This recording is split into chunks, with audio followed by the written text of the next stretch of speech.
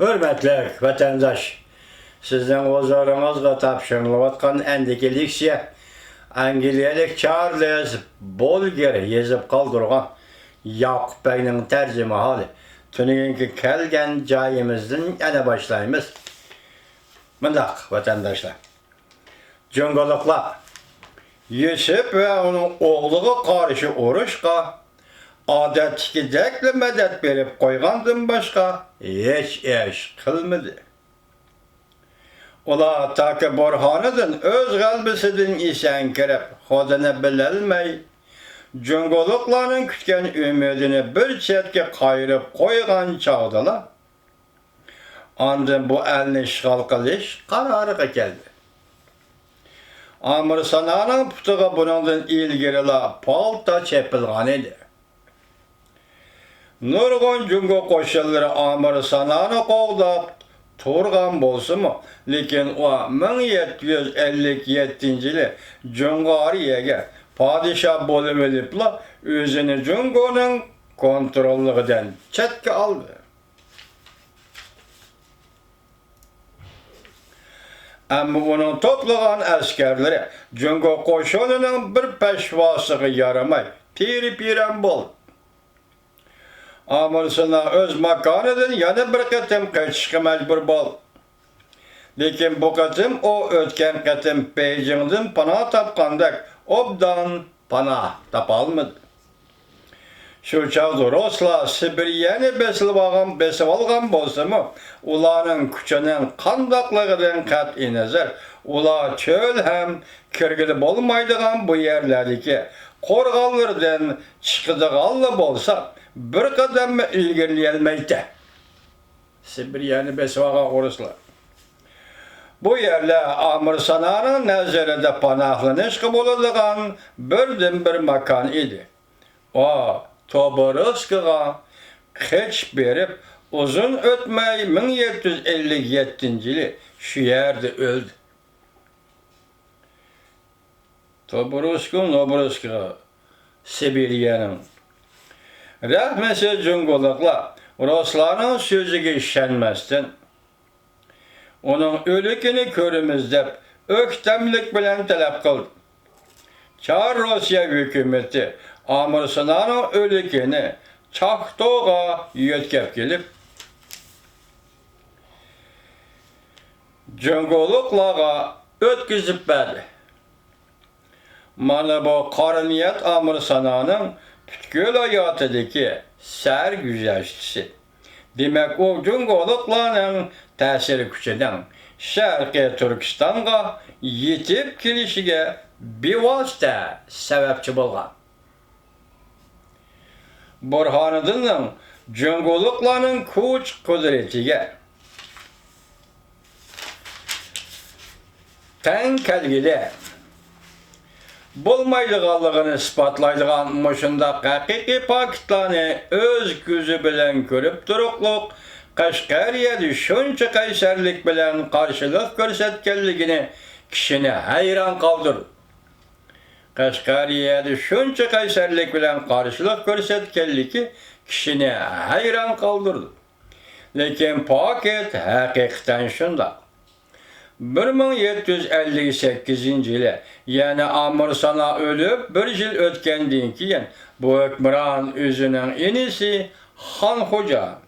Han Hoca emas, Hoca Cahan. Hoca Cahan bilen birlikte Cüngoluklarga karşı aşkarı isyan götürdü.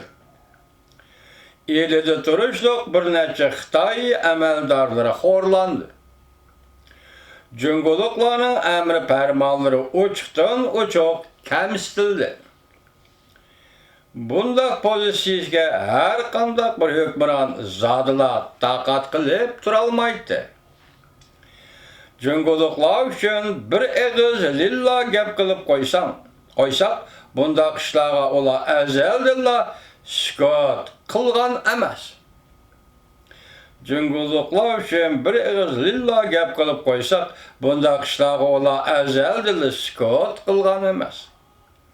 Şuna iliden bir türküm Cüngo koşunu bu gadenkeş hükmranı cezalaşka vetildi. hem onun Jungo'nun kolu yetmeydiğin yer yok dep agaflandırış berildi. Müşahedeki Jungo dep kelip otkan sözlerini Manchu imperiyasi dep düşünüyorlar vatandaşlar. Bu tercüme Xitayning o'zgartgan bu vaqtga Jungo degan gap yo'q bu. Manchu handallık.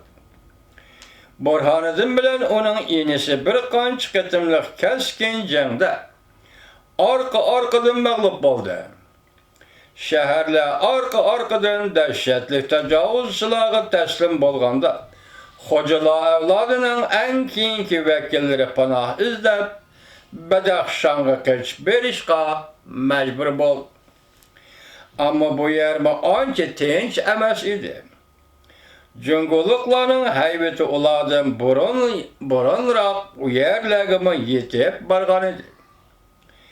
Badaxshonning oqsoqoli istilochilarga yaxshiroq bo'lish uchun Akavka ikki xo'janing beshini elib Yarkanddan qo'g'lab borgan Jungo qo'shinining generaliga taqdim qildi. Demak, Qashqariyadagi inqilobchilar Badaxshon qochib borsa, Badaxshonliklar ularni o'ldirib, Jungo qo'shinining generaliga taqdim qildi. Burhanıddinning faqat Samsa xo'ja ismli bir o'g'li Jungolik g'oliblarning xo'ja avlodlariga qilgan qirg'inchiligidan aman qoldi. Shunday qilib Jungoliklar Qoraqo'rg'on tog'larining shimolidan tortib, Pamir, Qo'qon qatorliq joylarning sharqidagi yerlarning hammasini hech qanday badalsizlar o'z zimmasiga qo'shib oldi. Ular Amorsananing Jungariya to'g'risidagi qora niyatidan foydalanib, Jungariyada mustahkam bazaga erishib oldi. Arqadilli shuningga o'xshash apchil yelini qo'llanib, oqtog'liqlar bilan qaratog'liqlarning ziddiyati orqali o'zlarining hukmronligini Qashqariyagacha kamaytdi. Ularning qo'rchig'i bo'lgan Amorsana va Burhanıddin Jungoning biqindisi bo'lishga tan bermay, mustaqil bo'lmoqchi bo'lib edi. Jungoliklar darhol askar chiqariblar bu to'solg'ilarni supurib tashladi. Ularning bu harakatlarining adolatsizlikda chekiga yetganligi nihoyat aniq. Biz bu yerda Jungoliklarning dahshatlik, qo'pol bostirish vositalarini yo'shirmoqchi emasmiz. Ular o'z hukmronlik qarshilik ko'rsatishdan har qanday shapsini sezsalar, Rahim shafqat deganni qayirib qo'yib, harbiy kuchni ayamay ishlatadi. Mo'ljallanishcha, mushu 2-3 yillik urushda oz deganda 500 ming kishi qirilgan. Demak, mustamlaka Uyg'uristonda 2-3 yil ichida oz deganda 500 ming kishi qirilgan. Bu odamlarning ko'pchiligi begona aholi edi. Biz gerçi bu sani ko'p oshirib etilgan degan qarashga moyilroq bo'lsakmi, lekin uningdan gumonlanishga hech qanday asosimiz yo'q. Jungoliklar o'z yo'lidagi to'salg'ini sezgan aman qurol kuchi ishlatadi.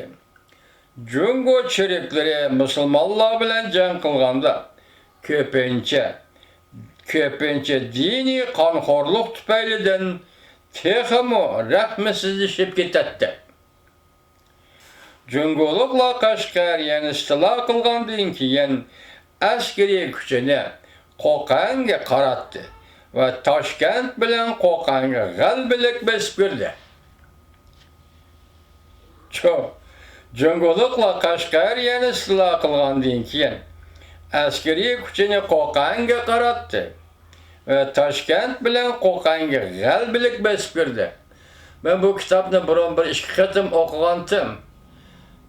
Esimden chiqibdi endi odam ekanmiz. Shunday jumlalarni hozir o'ylasam, men hech qachon bir tarix kitob o'qiganim o'zimning doirasidagi tarix kitobni o'qib, Jungoliklar degan ism bilan askariy harbiy qismlarning Toshkentga va Qo'qonga tajovuz qilib kirganligini anglamagan edim. anlamagan edim. Eğer anlagan bolsam ulanı ben rivayet, efsane dep qaragan edim. Bugün bu yer yani nime deydi? Cüngülüklerin askeri gücünü Qo'qonga qaratdi ve Toshkent bilan Qo'qonga g'albilik besib keldi. 1767-yilning oxirida G'arbiy Osiyoliklar Cüngülüklerin ilgirlishidan qattiq cho'chidi. Afg'oniston bu chog'da chet el tarafidan texistila qilinmagan birdan-bir mustaqil musulmon davlati edi. Baloyi afetga uchragan musulmonlar Afg'onistondan Cüngülüklerin ilgirlishiga chek qo'yishni talab qildi. Shu chog'da Afg'oniston yaqinqi yillarda yuz bergan bir-biriga o'xshab ketadigan voqealarga ba'zi asosan ehtiyotsizlik, boturlik emas degan xulosaga keldida uzundan buyon ko'z ko'p kelgan Badaxshonga tajovuz qilib kirib, cho'ng kichik xo'jalarni o'ltirgan eliqi oqsoqolni jazolash bilan cheklandi.